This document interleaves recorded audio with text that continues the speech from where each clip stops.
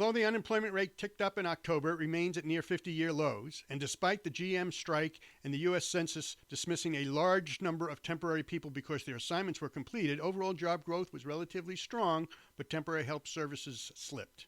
Hello, this is Bruce Steinberg of SteinbergEmploymentResearch.com reviewing October 2019 U.S. employment trends and developments.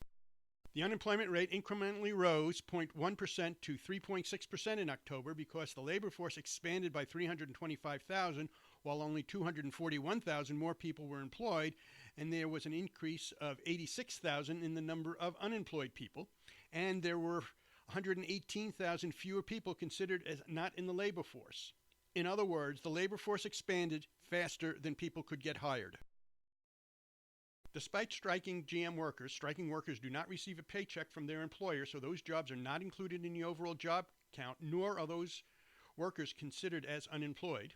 And the U.S. Census dismissing many temporary census workers because their tasks were completed, the number of non-farm jobs increased a respectful 128,000 in October, which was not too far off the 180,000 job growth of September if striking workers and census staffing activity are taken into account. The private goods producing sector was down 26,000 jobs in October, and that decline was pretty much all due to the GM strike. In September, there was an increase of 7,000 jobs, although a year ago in October 2018, it was up 60,000 jobs. Manufacturing was down a total of 36,000 jobs in October, with its motor vehicles and parts subdivision declining by almost 42,000 jobs, mainly because of the GM strike.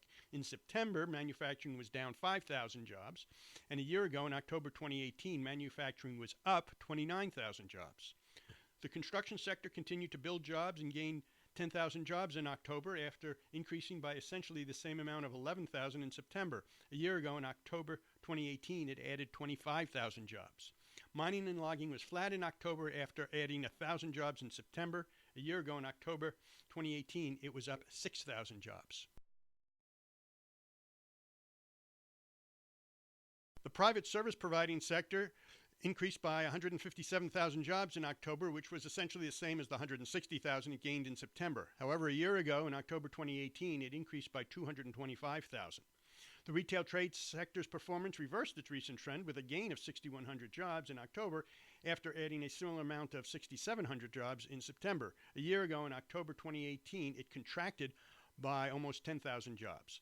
The professional and business services sector experienced growth of only 22,000 in October, and that was less than the 37,000 it gained in September. A year ago in October 2018, it was up 55,000 jobs.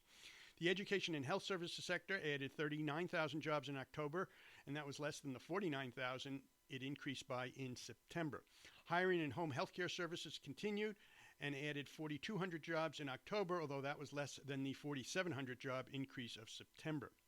The total number of government jobs was down 3,000 in October, and that can be traced to the federal government's U.S. Census dismissing about 20,000 temporary census workers. State government added 3,000 jobs, while local government added 11,000 jobs, and the federal government declined by 17,000 jobs.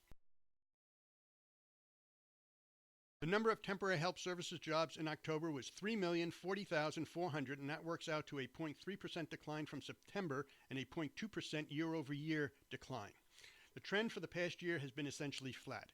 Based upon anecdotal comments, undoubtedly, if more people were available to work as temporary workers, this sector's performance would improve.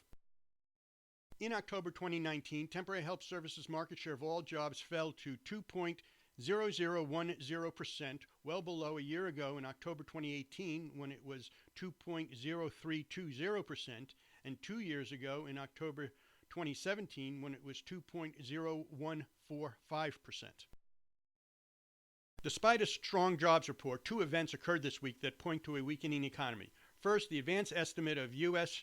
Q3 GDP was reported at 1.9% growth, down from 2.0% growth in Q2 and 3.1% growth in Q1. But keep in mind that the Q3 GDP figure released this week is labeled as advanced and based upon data that are incomplete and or subject to subsequent revisions. Regardless, it shows weak growth. One factor for the weakness is a decrease in non-residential fixed investment, which is business structures and equipment and software. In other words, businesses are not spending.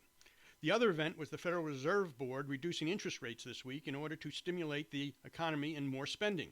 Look at it this way. The Fed would not be lowering interest rates if the economy was humming along nicely and did not need a little goose to spur spending.